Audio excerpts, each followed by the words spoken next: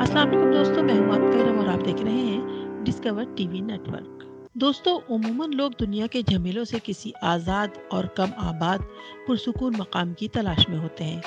आज की इस वीडियो में हम आपको आबादी के लिहाज से दुनिया के सबसे छोटे ममालिक से मुतारिफ कराएंगे। तो आइए शुरू करते हैं।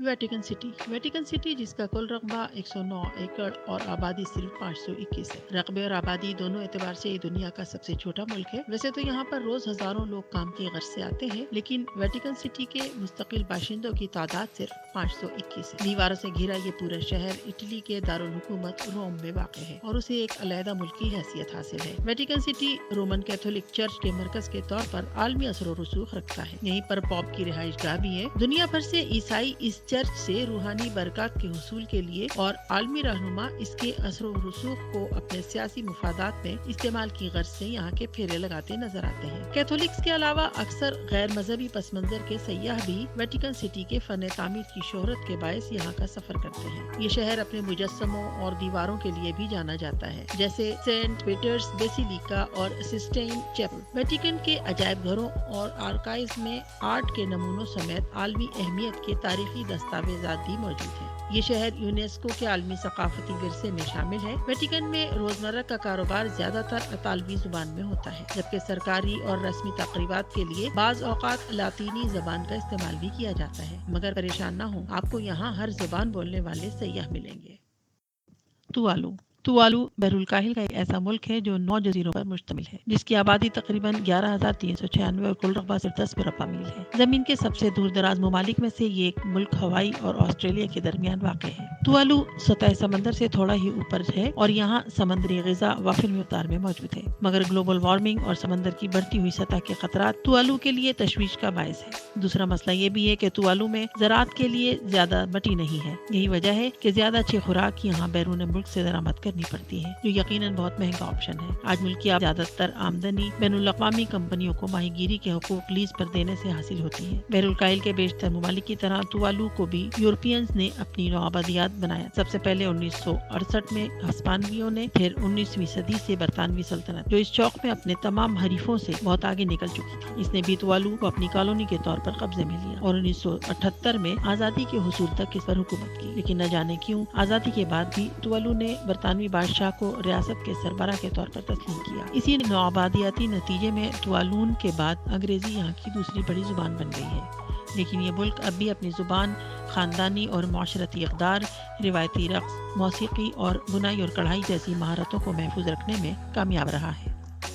नौरू भी तुवालू की तरह बहरुल काहिल के एक दूर दराज जजीरे की कौम है। मुल्क के तमाम अफराद सिर्फ एक जजीरे पर रहते हैं। मुल्क की आबादी 12,780 है, जबकि कुल रकबा सिर्फ 8 मुरब्बा मील। दिलचस्प बात यह है कि सयाहों की जानिब से नौरू सबसे कम विजिट किया जाने वाला मुल्क है। यहाँ की अपनी आबादी के अलावा कुर्रे अर्ज पर सिर्फ 15,000 ही ऐसे लोग होंगे जिन्होंने कभी यहाँ का विजिट किया होगा। इन लोगों में से एक मलिका एलिज़ाबेथ दोम भी शामिल है, जिन्होंने इस जजीरे को अपने सरकारी दौरों में शामिल किया। इस मुल्क की तन्हाई ने भी उसे यूरोपीय साम्राज्यत से नहीं बख्शा। पहले जर्मनी ने नौरू पर अपना दावा किया, लेकिन इनकी सल्तनत ज्यादा देर तक कायम न रह सकी। पहली जंग अजीम में जब जर्मनी को शिकस्त हुई और फातेह इत्तेहादियों ने उनकी तमाम कॉलोनियां छीन ली, तो नौरू को जापानी इख्तियार में रखा गया। जापान की शिकस्त के बाद नौरू को बरतानिया, ऑस्ट्रेलिया और न्यूजीलैंड के कंट्रोल में दे दिया गया। आप हैरान होंगे कि इतने छोटे से जजीरे पर भी इतने ममालिक की नजरें क्यों कर गड़ी हुई थी। इसकी बुनियादी वजह ये थी कि इस जजीरे पर फॉस्फेट के बड़े ज़खायर मौजूद थे, जो एक कीमती अंसर है और मुख्तलिफ सनतों में इस्तेमाल होता है। चूँकि ये भरपूर ज़खीरे जमीन की सतह के बिल्कुल करीब थे, इसीलिए माइनिंग में आसान थे। फॉस्फेट की लूटमार तकरीबन 100 साल तक जारी रही, यहाँ तक के 1990 की दिहाई में ये जखीरा बिल्कुल खत्म हो गया, जिसके नतीजे में नौरू की मईशत तबाह हो गई और यहाँ की ज्यादातर आबादी बेरोजगार हो गई। अगरचे नौरू 1968 में अपनी आज़ादी हासिल करने में कामयाब हो गया था, लेकिन आज भी ये ऑस्ट्रेलिया की मदद पर इन्हिसार करता है, जबकि ऑस्ट्रेलिया नौरू के साथ एक मुतनाज़िया तरीके से ताल्लुकात कायम रखे हुए है। नौरू की आबादी को बहरुल काहिल ही के किसी दूसरे बेहतर जजीरे पर मुंतकिल करने के हवाले से साल से ये बातचीत जारी है, मगर अभी तक ऐसा हो नहीं पाया।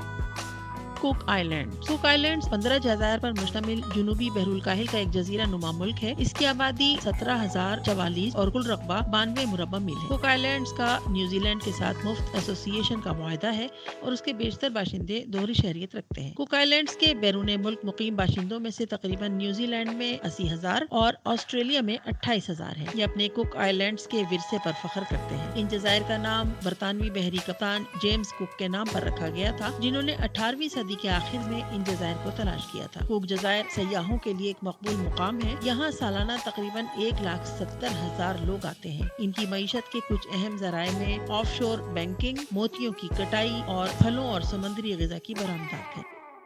پلاؤ بحر الکاہل کا ایک اور ملک پلاؤ ہے۔ 340 جزائر پر مشتمل پلاؤ کا رقبہ تقریباً 177 مربع میل پر محیط ہے، جہاں صرف 18,055 افراد بستے ہیں۔ اس کی سمندری حدود انڈونیشیا اور فلپائن کے ساتھ ہیں۔ یہاں بہت سے لوگ انگریزی بھی بولتے ہیں، لیکن قومی زبان پلاؤن ہے، جو فلپائنی، انڈونیشی اور ملائیشین زبانوں کا مجموعہ ہے۔ پلاؤ کی معیشت کاشتکاری، سیاحت اور ماہی گیری پر قائم ہے۔ نوآبادیاتی دور میں ان جزائر پر کئی بار بیرونی تسلط قائم ہوا۔ سب سے پہلے اسپین نے اس کو اپنی نوآبادیات بنایا، لیکن ایک جنگ ہارنے کے بعد جب اس کی بہت سی کالونیاں امریکہ سے ہار گئیں تو اس نے اپنے جنگی اخراجات کی تلافی کے لیے باقی ماندہ جزائر بھی جرمنی کو فروخت کر دیے۔ پہلی جنگ عظیم میں جرمنی کے ہارنے کے بعد جب اس کی کالونیوں کو چھینا گیا تو نو تشکیل شدہ لیگ آف نیشنز نے پلاؤ کو جاپان کے حوالے کر دیا۔ چند دہائیوں کے بعد دوسری جنگ عظیم میں جب جاپان کو شکست ہوئی تو لیگ آف نیشنز نے، جو اس وقت تک اقوام متحدہ میں تبدیل ہو چکی تھی، پلاؤ سمیت بحر الکاہل کے دیگر جزائر کو امریکہ کے حوالے کر دیا۔ اب جبکہ پلاؤ اس علاقائی حیثیت سے آزاد ہو چکا ہے،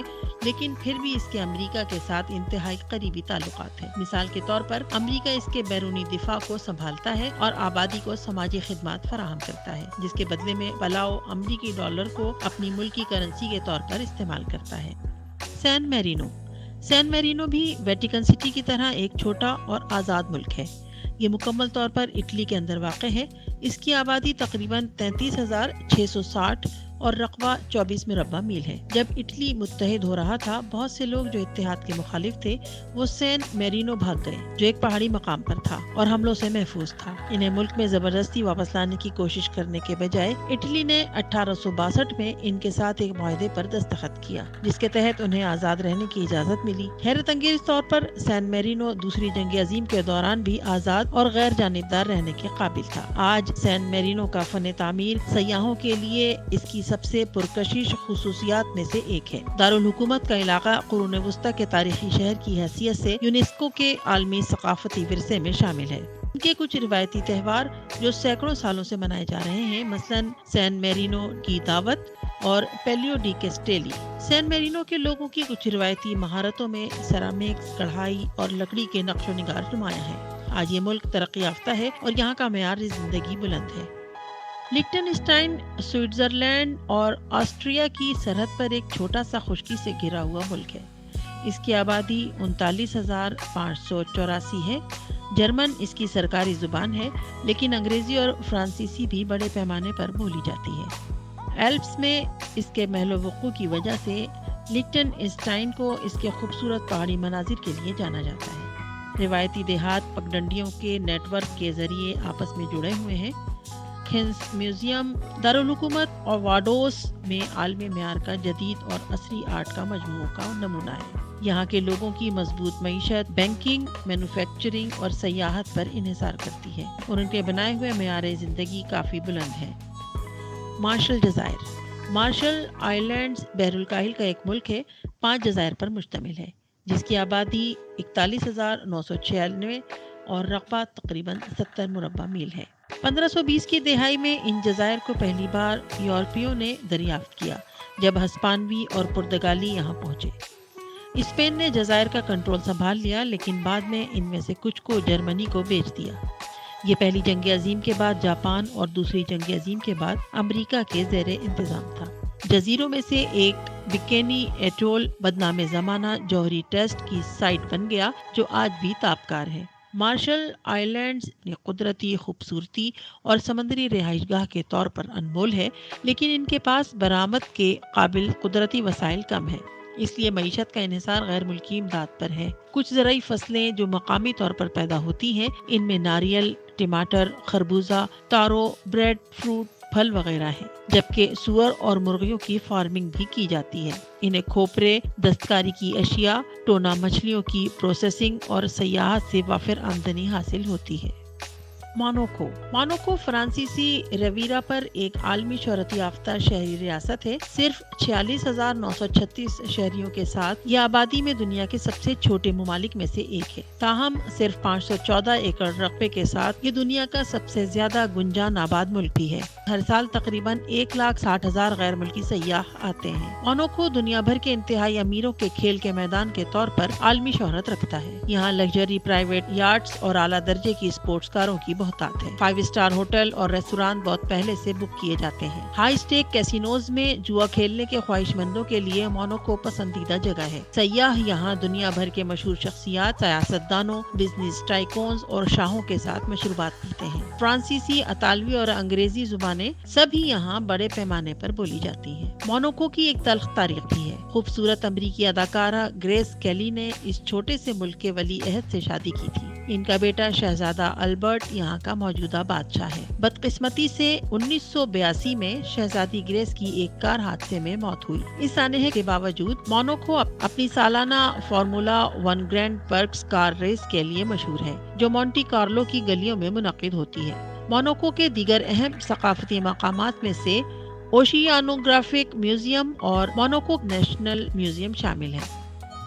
سینٹ کٹس اینڈ نیویس جو 2 جزیروں پر مشتمل ملک ہے، اس کا کل رقبہ 101 مربع میل ہے اور آبادی 47,755 افراد پر مشتمل ہے۔ حالیہ 1983 میں اس ملک نے آزادی حاصل کی ہے۔ یہ وہ پہلے جزیرے تھے جنہیں یورپیوں نے اپنے نوآبادیات بنایا تھا، اس لیے انہیں دی mother colony of the West Indies کا نام دیا گیا ہے۔ سینٹ کٹس اینڈ نیویس پہلے برطانوی کالونیاں تھی اور اب جبکہ یہ آزاد ہیں، انہوں نے تب بھی برطانوی بادشاہ کو اپنا سربراہ مملکت برقرار رکھنے کا انتخاب کیا ہے، جیسے انہیں غلامی کی عادت ہو گئی ہو۔ زیادہ تر کیریبین ممالک کی طرح سینٹ کٹس اور نیویس کی ثقافت افریقہ، یورپ، لاطینی امریکہ اور پین کیریبین کے مشترکہ اثرات، موسیقی، رقص، کہانی سنانے اور کھانے، سبھی اس جزیرے پر مختلف ثقافتوں کا امتزاج ہے۔ سینٹ کٹس اینڈ نیویس میں کئی تاریخی مقامات ہیں، جن میں برمسٹن ہل فورٹریس نیشنل پارک بھی شامل ہے، جو یونیسکو کا عالمی ثقافتی ورثہ ہے۔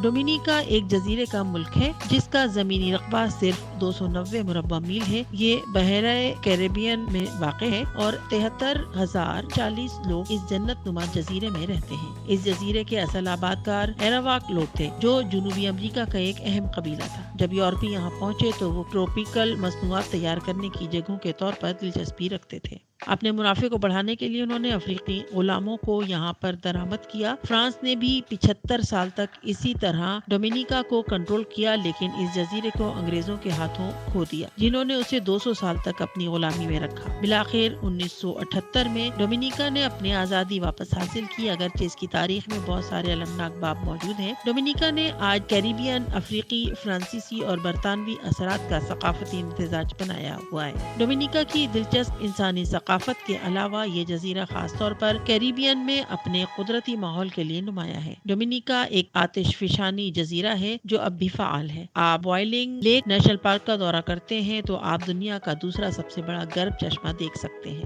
ڈومینیکا میں واقع ٹنوں میں شاندار آبشاریں ہیں اور بھرپور بارشی جنگلات بھی ہیں، اور ان جنگلات کے اندر دنیا کے نایاب ترین پودوں، جانوروں اور پرندوں کی انواع ہیں۔ مثال کے طور پر تقریباً معدوم ہونے والا سیسرو طوطا صرف ڈومینیکا میں پایا جاتا ہے۔ اس طوطے میں جامنی رنگ کے پنکھ ہوتے ہیں جو گہرے سبز رنگ میں ضم ہو جاتے ہیں۔ یہ ایک نایاب خزانہ ہے، جبھی ڈومینیکا نے اسے اپنے قومی پرچم پر بھی جگہ دی ہے۔